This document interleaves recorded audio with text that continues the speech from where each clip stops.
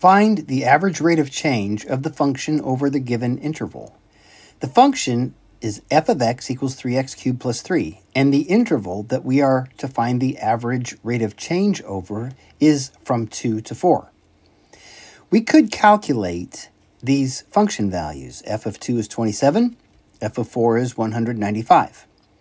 And we could use the formula for average rate of change, delta y over delta x, equal to f of x2 minus f of x1 over x2 minus x1. If we were to do that, then we would need to label these points. So, for instance, we could call x equal to 2, x1. And in that case, then, 27 would be f of x1. Then we would call x2 4, and in that case then, f of x2 would be 195. And then we could plug all this into this formula, and we would have 195 minus 27 over 4 minus 2. And what we are finding then is the average rate of change of this function that we have the graph for over on the right-hand side here, which really just amounts to the slope of the line that is secant to the curve at those 2 points. So this average rate of change would be 84 over the interval 2 to 4. Now, if we were to look at a graph that we can see a little more clearly, this one is stretched out so far that it's difficult to get the changes in x and y proportionally. So let's graph something else. And this will be an arbitrary function. We won't even know what the equation is for this function. This will just be a function f. And we'll have a couple of points on this function here, and these points will have the coordinates x1, f of x1, and then rather than calling this second point x2, f of x2, let's instead note that the distance from one x coordinate to the other for these 2 points we might call h. If that's the case, then this x coordinate we could call x1 plus h.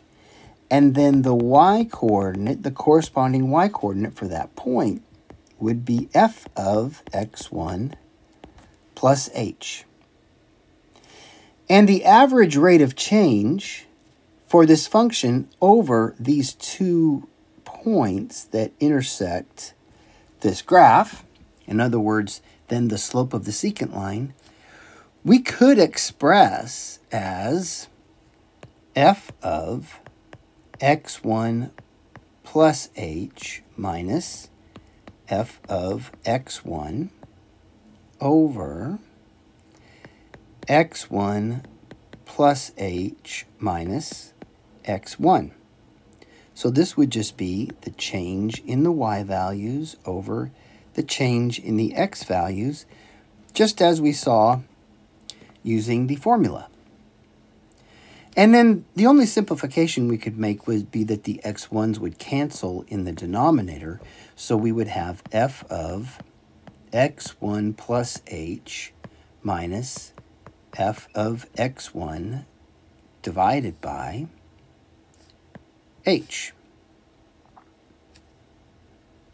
Now looking back here, we see that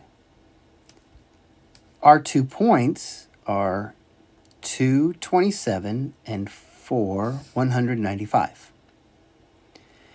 x1 would be 2, and h, the distance between the left endpoint of this x interval, and the right endpoint would be 2. 2 plus 2 is 4.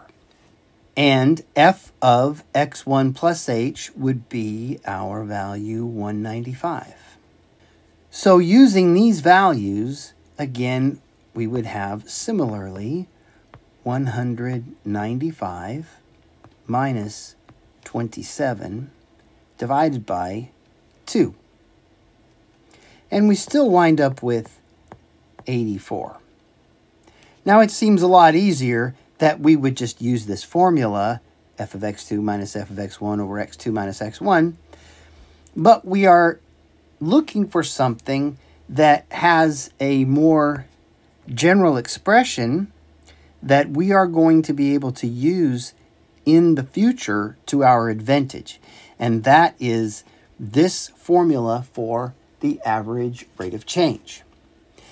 This would be applicable as long as h is not equal to 0, since we can't divide by 0.